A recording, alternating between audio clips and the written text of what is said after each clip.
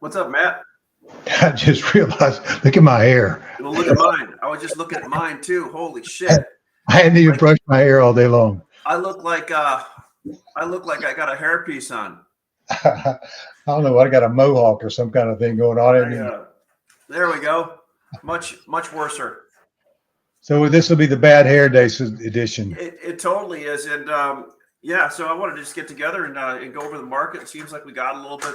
Just first of all, we got a couple people streaming in here. Uh, Welcome to lunch with Lumbermen, Matt Lehman, Lehman's Guide, and Ashley Buckle Materials Exchange. So what's your thoughts in here, Matt? We got a little futures market going to expire, $90 premium.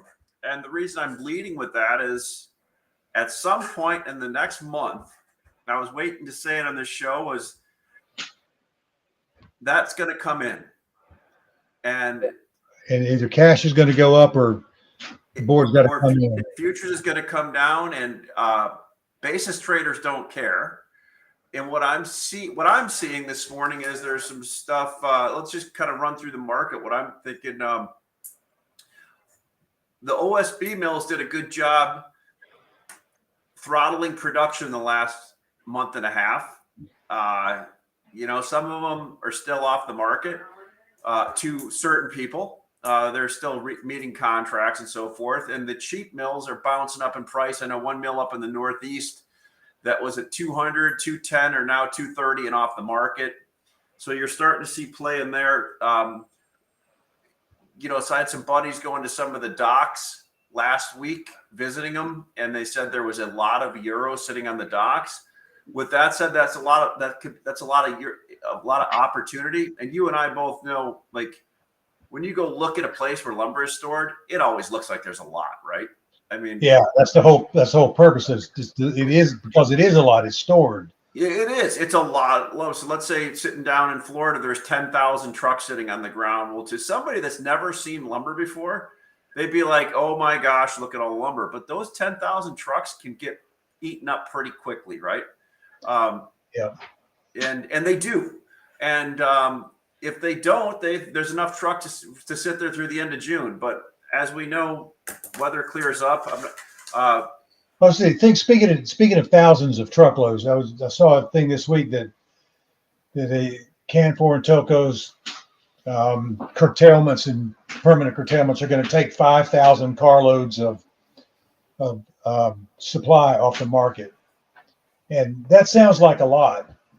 But over the course of a year, it's not. We could easily be over 5,000 cars of supply without a whole lot of effort. So it sounds like a lot of loss, but it's in the perspective of 75 billion board feet divided by 110,000 board feet. How many cars is that? What was that question there, Matt? I'll pull up the thing here. Take a look. What is 75 billion board feet divided by 110,000 board feet? Yeah, so 75 billion board feet. Let's go 75 billion. So I got enough zeros here, divided by 112,000. That's 700,000 cars. Right, so we're going to take 5,000 off the market. Yeah. If you think about it, and don't hold me to this number, but if we're 4 billion board feet, less consumption than production, divided by 112,000, that's 36,000 cars. Right. So we're still supplied 31,000 cars. Or if you want to talk in Southern Yellow Pine terms, that's 150,000 trucks. Yeah. So taking 5,000 cars off permanently is not a game changer. Yeah, so we'll have little fits and starts and bumps and bounces and all that kind of stuff, but until we get that in line, and that could get in line too, by the way, by consumption coming back also, and that's when you get the really good runs. If you got consumption coming back at the same time product is coming off, that's what happened at the beginning of COVID, right? The thought of zero consumption while consumption was rallying and production was coming off, and then we had 4-digit numbers. Not saying we're going there, but so just the overall feeling, and I got a couple of newsletters forwarded to me from other traders in the industry that are traditionally long anyway. They're all out there pushing their customers. They need to buy now because the prices are same thing we always hear, really cheap. Business is great because it's spring. We all know that business is good in the spring because it generally is. That's why the fourth quarter is usually busy where people buy. And so I think generally there's some good value out there. Yesterday we talked, Matt, that just 2x4 spruce was probably the cheapest thing out there right now out of Canada, right? Yeah, and you talk about we've had how long has spruce been 350 or better? Months. Well, if you look back, if you're thinking so about a month ago, I think you put a poll out, somebody else did. Nobody thought lumber was dropping below 400 because they all said it was below cost of production. And people put floor prices in. And guess what happened? It dropped below there. Right. And I think you could buy in the 330s or 350s Western Canada last week. Yeah, late last week. And still, I think with a good solid offer from a couple of people, you could probably buy 330 again still. Now, to me, that's a great value. But you know what, Ash? It's a great value, but it's kind of like when the price is $500 and everybody says, when it gets to be 350, I'm loading the boat. And I always say, no, you won't, because if it's 350, there'll be a reason why it's 350 and you're not going to want it. And we done. Yeah. I mean, everybody in the country had a chance to buy $350 equivalent spruce for the last 2-3 months, and they probably did. And to think that the market has been sitting here and not been bought, and people don't have substantial inventory or an adequate inventory, and if price is the motivator, they've had the opportunity to do it, and they chose not to, or they either chose to do it and they've done it, or they chose not to because there's a reason why the price of lumber is $350 and not $500. No doubt about it. No doubt about it. I'm just saying today, as you sit here, one of the best things, like a guy was telling me yesterday, he could buy Canadian MSR, like straight 14s and 16s, only at a slight premium to that, right? Yep.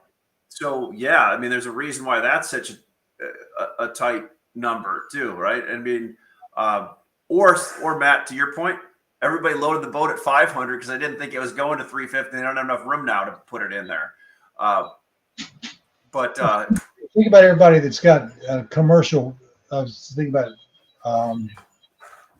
apartment complexes, multifamily that have got wood. That they've got buildings that are completed or projects that are completed with product that's over $1,000 for 2x4s in the project, and they can replace those projects with significantly less investment or cost in it. So I have a concern about those projects that are out there that are on the books that are significantly, they're $80 a square foot rather than $10 a square foot for your framing. Those things they got a cost basis in it.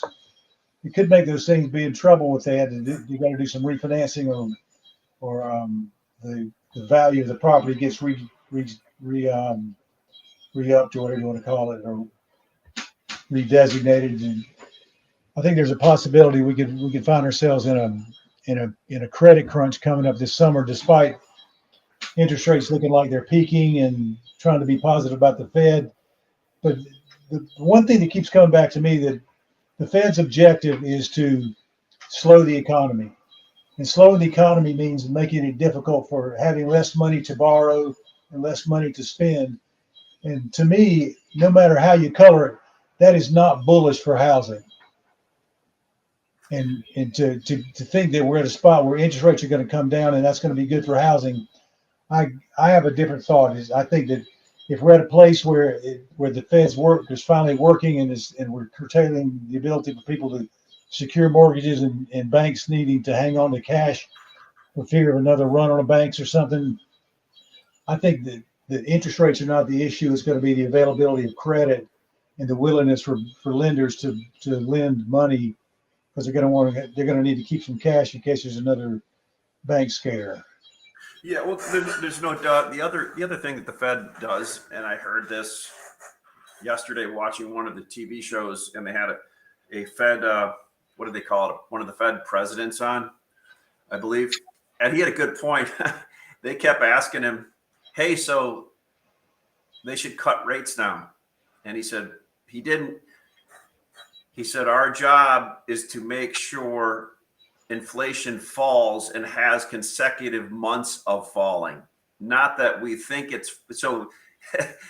In theory, to your point, I think everybody in the general public that doesn't know anything about rates just sits there and says, "Oh, they must be done cutting now because somebody on CNBC or something said that." But the fact is, they want to see months or quarters of rates moving or of inflation moving down. I mean, you look at the core rates yesterday. Some of the core stuff like food was up 8.5% or something, right? So, Yeah. I mean, we're not out of the woods yet by any means. We've just No, poked our head in. when you think when you start to see numbers that are favorable to the Fed's goal of fighting inflation, and we're just now starting to see it, that doesn't mean it's over. It just means we're just starting to work.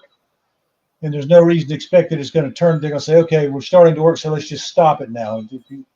They haven't really choked down spending like they want to, because consumers are still spending like drunken sailors, and credit card debt keeps going up. And one of the things I was thinking about this week that I kind of wrote about for tomorrow is that are we in a spot where where housing is going to start to increase because interest rates are lower? Or are we just starting to feel the pain? But bottom line is that the consumer's not feeling enough pain for the Fed to back off its tightening process.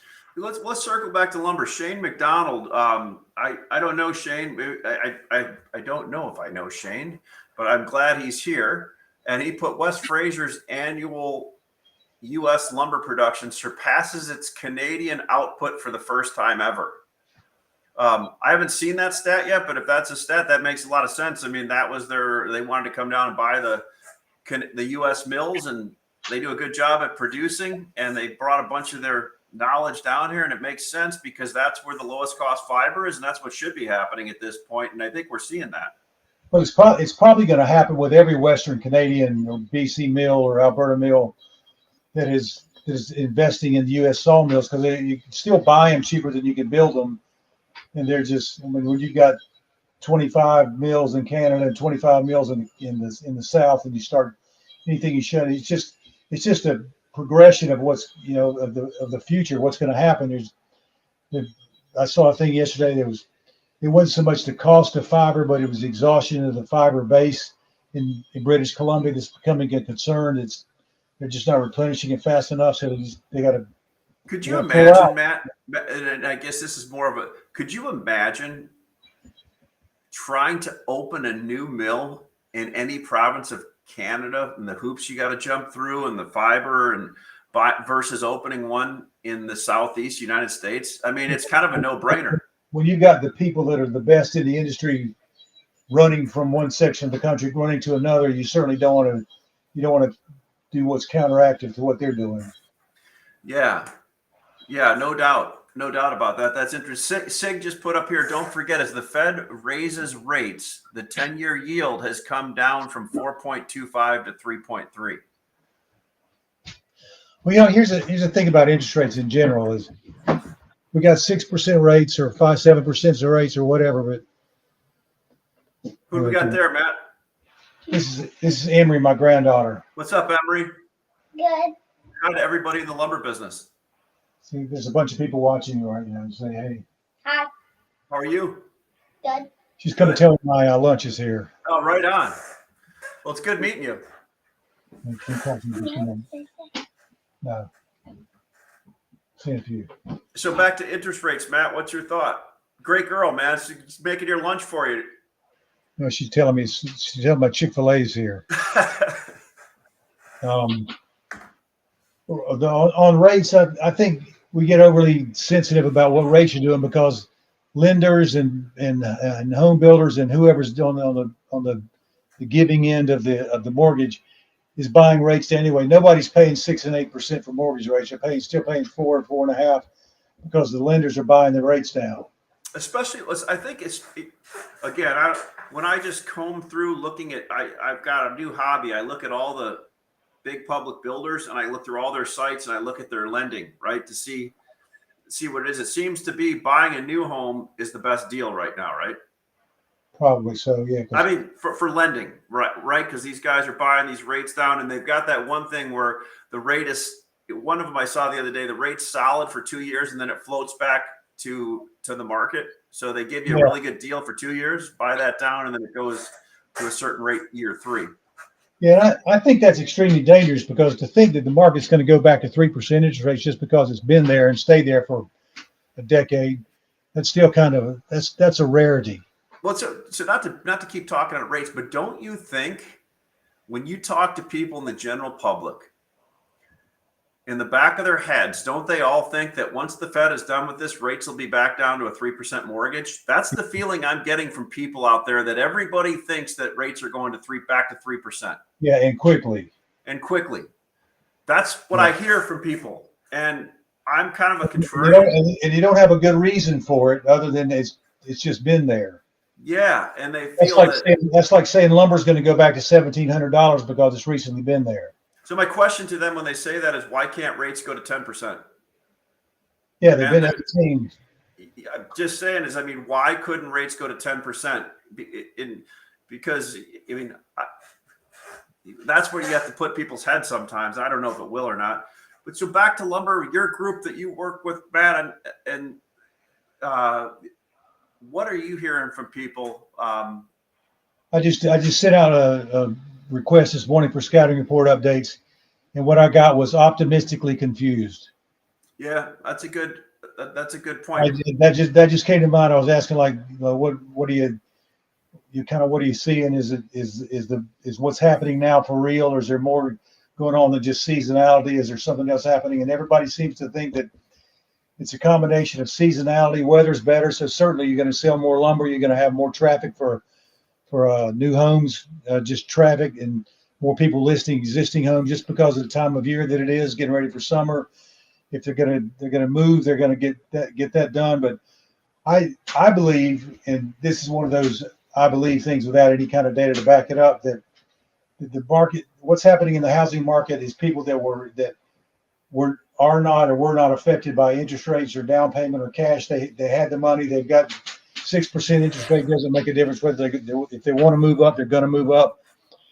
And when there seems to be still a shortage of starter homes because there's not as much money, is it? So is the 6 million home shortage all starter homes, or is it mover upper homes? But it seems like the people that are doing better in the housing market are people doing the more expensive homes, not starter homes. Yeah, I mean, my question about this whole lumber or housing shortage has been talked about since I got in the industry in 1990. How because of demographics and because of everything, we're short homes. I'm like, okay, where's everybody living then right now if we're short so many homes, right? There's two guys down the street for me that are living in the woods, or living on a mattress out of a grocery cart, and those are the only two people I've seen without a house. Yeah, and I've got people living in tents around here too, but that's not because they can't afford houses. It's because of other issues. But my point is, like, I always push back on people when they tell me about the underbuilt demographics. It's like, it seems to be the market always finds a way to build what's needed, and people tend to pay for it or live somewhere they can afford. Yeah, and they're living somewhere now. So if there's 5 million or so shortage of housing, does that mean where's those 5 million people going to move out of? And is it going to create a vacancy rate of 5 million homes that are available somewhere else? So one thing we kind of talked about yesterday, and I like talking to you about it, is the people that watch our programs, especially all through the chain, and especially when you get to the end of the consumption chain. I had 2 home builders reach out to me after the call yesterday because I mentioned they did not want to talk on the call about it. Said, are you getting any 90-day locks like you did 3 years ago from your lumber sellers? And they said, no, everybody's still 30 days. But if we could get 90 days, we'd love it. So why aren't people going back to the 90-day locks like they used to, retail lumber yards to sell to builders if that's what they really want, Matt? I don't think the builders are insisting on it. I think they're letting. What I'm hearing is they don't insist on it because they don't think they can get it. Right. They're just not asking for it. Yeah, because they've been told from some of the big people that that's their. Seems like the top 5 big people, the big yards, all went to 30 days and nobody's blinking first to go back to 90 days. Right, and especially with prices the way that they are, if you're a contractor yard, your pro dealer, you don't lock in 90-day numbers that was historically a low price. But I mean, we've been there for 90 days. Nobody would have gotten hurt at 90-day lock. But 90-day lock doesn't necessarily mean that you got to lock in these numbers that what they already said. I'll give you a 90-day lock, but here's what the lock's going to be. No doubt. But I would like to be able to, if I'm a builder, I want to compare both of them, right? And then go out to see what I have sold. Now, the thing may be the builders may not have that product sold where they don't need 90 days, right? Or there may be some other hybrid of pricing that I don't know about. But if I was a builder and I had an option of 3 different yards selling me, I would ask one to give me a 90 with a, maybe which could go out 120 days for a lock on pricing to see what it looks like. And that could be a difference maker between who gets the business and doesn't get it. I'm just curious next time you talk to your group, what their thought is and if they have people asking for that, because I could be wrong on it. Well, I've been advising my builder subscribers to get 60-day locks by the end of April and don't do any locks in May. But we're coming into a time where you don't want to do long-term lumber locks. You want to do shorter-term lumber locks because the market's typically weaker May through August. So it kind of plays in hands. You don't really want to get a lumber lock now, and regardless of where prices are, the trend is for prices to go lower between now and August, and maybe they don't because we're at historically low or traditionally low prices. But there's nothing out there other than curtailments or the threat of curtailments to think that there's going to be some kind of lumber shortage. But like you said earlier, without an increase in demand, we're still overproduced. And I started the conversation with a futures premium, and I think futures is overly optimistic. I think builders are overly optimistic about rate cuts that are going to make spring and summer be better than what they expected. I saw one statistic guy said that he had a builder told him he was expected his spring sales to be off by 30 to 40%. It turns out now he's projecting it's going to be 5 to 10% off. So it's significant. They're expected to do significantly more. But I still think that we've got a banking issue that's not taken care of. We've got a credit crunch that's not taken care of. You got banks that are fearing a run on deposits, and they got to keep cash, because if you look at what happened to SVP and Signature Bank and what it was, First National, whatever the other one was, they basically got bailed out by other banks. So the big banks, there's a guy on this call listening to, and we talk every now and then. I agree. I think when you get into these big banks, I think there's enough, dependent upon, it doesn't matter what your politics are, there's enough intelligent people on both sides that have gotten together in the last 2 months and are heading that off at the pass, and will use any means necessary to make banks not fail again. I personally don't think you're going to see any of that anymore. I think that's, in my opinion, I think that the same stuff is set up for that, but I think, part of life and trading is understanding that there's the reality of what Econ 101 says, and then there's government intervention. And it never ceases to amaze me at how many bullets and how big of artillery they can throw at problems and solve it, if that makes sense. Here's what concerns me about that whole scenario right there, is if the big banks had to get together and do something because there was something afoot, they didn't just wake up one morning and go, "Oh no, look, there's a problem." I think it's a systemic problem that when the public starts to find out about it, then you got to take some action to avert what the problem is. But I think there's a systemic problem within the banking system that you can't let the public know, because it just creates a panic. You don't have any choice but to keep it quiet and try to take care of it. Yeah, and take care of it however you do. And it's like I said, there's a lot of smart people and non-smart people in government that, when there's an issue, they all circle the wagons and figure out how to head it off at the pass. But with that said, you have a few exceptions, SVB being one of them, to start the whole process off. There's always a sacrificial lamb, so to speak. And I don't know that they were stupid. They might have just been doing something that was on the fringe you got caught, because there's a big difference between smart bankers and smart government people. I think they're not mutually exclusive. Yeah, no doubt about that. So, back to our what are we going to tell? What do you think the buyers and sellers should know right now? It seems to me, if I look at things, people are getting light, speculatively long right now. Exactly. And that's the feeling when I read everything. Everybody's looking for a reason. Hell, I was this morning, Matt. I'm looking for a reason to get excited on the market. And I think if you need to buy something and you have money in it, right now is a good opportunity to buy some stuff. I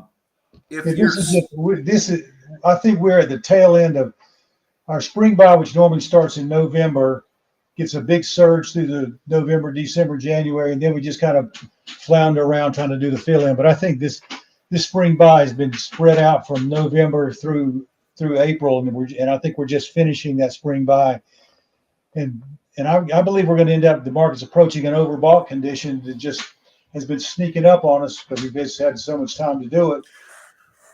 That's an interesting point, Matt. And one cool thing is I ride past the lumber yard on the train every morning, and decent size or mid-size contractor yard for contractors that build 1 to 10 homes a year in the suburbs. And this guy does a great job. And I love looking at his inventory.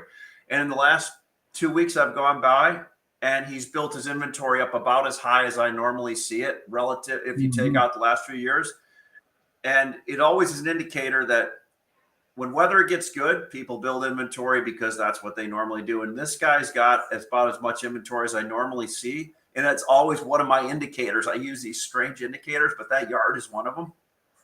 Yeah, and I do the same thing, because I get my car about once a month and ride around and look at about a dozen different places, and they're all the same. Whether it's a I-joist storage place or treated or a home center or contractor yard or big pro yard, the inventories seem to rise and fall at the same time, and I agree with you. I've seen the same thing, that inventories are steadily but lightly growing. Yeah. Like I said, I mean, and I was one in the past and still have a lot of friends. The wholesalers are out calling people, telling them how it's a great time to buy. And my feeling is it's because a lot of them have gotten spec long at this point. Absolutely. They did it 2 weeks ago. So now the stuff's coming ready to ship. So they got to get rid of it.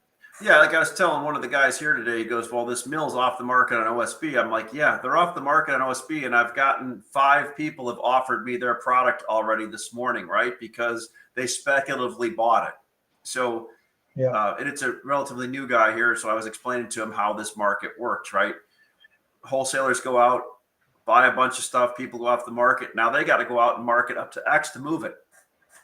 Yep. And you really, in most occasions, wholesalers it's kind of like a mark to market.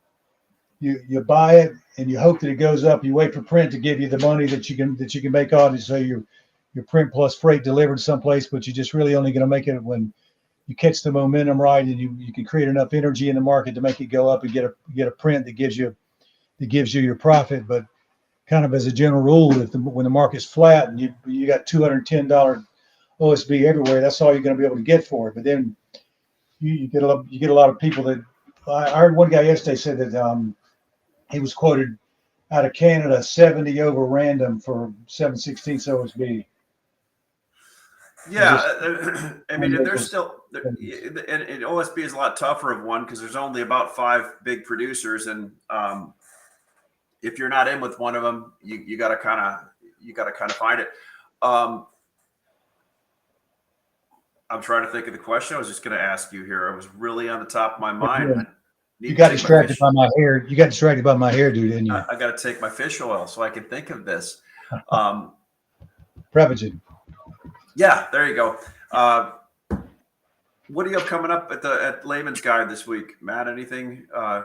Any more meetings? Well, if I get everybody to come back to work because spring break's going on, all the kids are around, like you just saw. It's kind of a distraction. But one of the things that I've noticed is that, like 4th of July week and spring break week, there are typically low consumption weeks or demand weeks. And so if you guys go through your week this week and it feels like things are a little bit sloppier, it might just be a spring break kind of event kind of thing. And we're still just coming up on the best April and May, the best 2 months for demand and new starts and inquiries and that kind of thing of the year. So we ought to, what we ought to be seeing right now is we should be seeing a surge in everything. We ought to be seeing there ought to be a surge in bullishness across the board. And I'm sensing from not sensing, but just reading in the comments that I'm getting from people and hearing from people is like they're optimistic because of the time of year it is, but there's really not a whole lot of confidence going beyond April and May. Well, I think the other thing people are looking at, Matt, is, even though I hate using this term, recency bias, right? Yeah. So you speculatively buying something, you think you're going to make $150, $1,000 on it, right? Historically, the return on wholesale lumber in this industry is 2.5% to 3.5%. Yeah, exactly.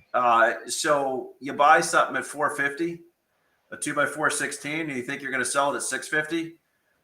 You may want to, if you haven't been in this business long, you may understand that 10 or 15 bucks in something is a lot to make, and kind of understand that that's probably the reality we're living in for the next X amount of years. The brokers that I've talked to are definitely doing that. They're not holding out for big profits. The ones that are holding out for big profits are looking for jobs. Yeah, okay. No, I've seen that. I've seen that too, and that's outside of basis trading. I remember what I was going to ask you now. We talked a little bit about it yesterday. It seems to be one of the things you can see the low grade market, especially in spruce, went from a huge discount to it finally came in the last few weeks here. So what I mean by that, I was talking to a guy this morning that said he sold in the 450s or 470s Atlanta on truckloads of 2x4, 16-foot number 3 spruce, right? So if you think about that, that's right in line with where some 2 and better prices were, especially on Euro, right? Yeah. So that spread came in, and I think that some people should realize that where number 3 was a hard item to get away from. So I've seen some moves like that, and I think that the smart traders, and there are some, are the ones that are going to make some money, are the ones that are out there looking at these big divergences in prices and trade those kind of spreads and put that kind of wood on the ground. Well, it's another interesting thing about low grade in general. With all the optimizations that's happened in the last decade, there's just significantly less low grade even available. And users of low grade don't really want, like pallets, they don't want you to ship them number 2, because then their customers start to expect a better quality all the time. So when the prices come together, they go, I really don't want you to send me the nice stuff in exchange for the good stuff, because I mean the utility stuff, because the customer expectation changes. They go, oh, look, the number 3 and number 4 pallet material has gotten to look a little better, but it's just it's the lack of availability. Another question for you, Matt. This is always a strange one, because it went the other way my whole life in the industry. So 1650 MSR and probably even 2100 spruce is trading at a big discount to Southern Yellow Pine 4-inch, it seems like, or somewhat. So will the truss people in the South or in the tweener states that used to use 1650, will they switch back to 1650 MSR in their trusses if they're using 2 and better Southern Pine? I think that's a supply issue. There's just not as much SPF available, so you're having to you can use Southern Pine and number 2 Southern Pine and number 1 Southern Pine in exchange for 1650. And there's just more of it available. So I know you got to change plates too, which probably changes the carbon profile. But I agree with what you're saying. Is I think a lot of the people that buy the Southern Pine now don't want to deal with the lack of consistency of being able to get the MSR all the time when they need it, unless they're on some kind of program where they have to take a certain amount. And with Southern Pine 2 and better, you got a lot more options where you can buy in the spot market all the time. Well, Southern Pine is going through a transition too. That Southern Pine used to be able to get away with pencil-sized weighing all the way down the side of a board, and whatever the grade would allow, or half-inch weighing or quarter-inch weighing or whatever it's going to be. But on trusses, if you're gonna take that spruce market, that truss spruce market, you got to have pretty much square edge product, and I think the Southern Pine producers are stepping up, making a better product for the truss manufacturers, so they can hit all those peripheral markets as well. I think you're right. Well, listen, Matt, I kept you for 40 minutes here. I'll let you get to your Chick-fil-A. and I'm going to go do something about this hairdo also. I got to. I think that's the new trend anyway. I mean, I think maybe just the solution's a hat. or put a little green shade to it down the middle. Well, that's what it's that way because I put my glasses on top of my head and I realized I just pushed up a hunk of hair. And anyway, that's my excuse. But All right, well, good talking to you, Matt. We'll look forward to doing this next week again. Sorry for the delay, and All last right. week I was out of the office, so we're good to go next week too. sounds good. Thank you guys for coming. You bet. Have a great day.